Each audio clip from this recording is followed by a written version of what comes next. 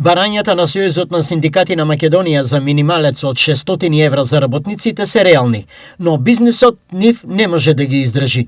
Изјави денеска за телевизија Стар Миле Бошков, председател на Бизнис конфедерацијата на Македонија. Они секогаш имаат барања кои во работничката реалност се реални.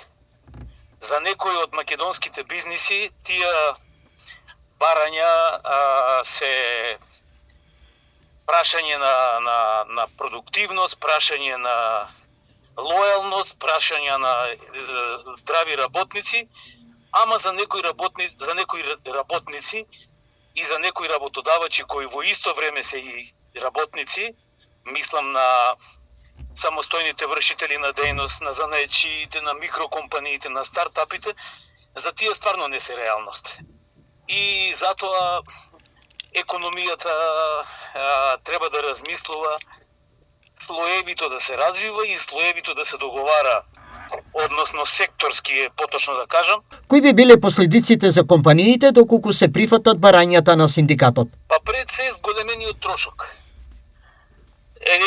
Единствениот предизвик, единствениот проблем кој може да биде предизвикан од зголемената плата, која не станува збор само за плата, туку станува збор и за бруто плата, бруто зголемување со социјално оптоварено со социјални придонеси, мора да се размисли, мора да се биде свесен дека станува збор за еднорно зголемување.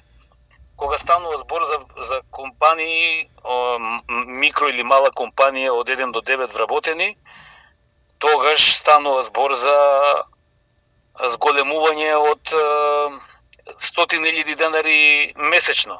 Зборам максимумот до 10 вработени.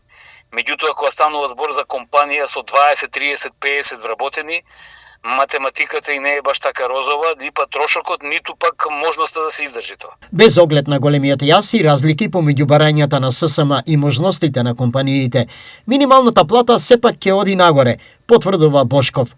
Некој дел од македонскиот бизнис тоа може да го издржи и треба да го издржи. И исклучиво не само заради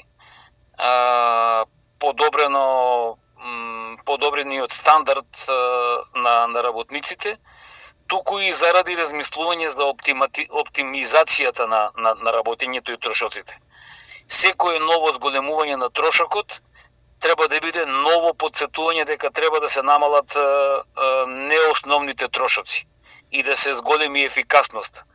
И инвестицијата во плата треба да биде паралелно со инвестиција во дигитализација и олеснети и оптимизирани процеси. Многу лесно звучи ова што го кажувам, за тоа требат пари и за тоа треба да преговараме со владата за повторно да се вратиме на темата овозможувачка средина или пак добра бизнис клима, која ќе го балансира овој трошок и кој ќе балансира овие состојби.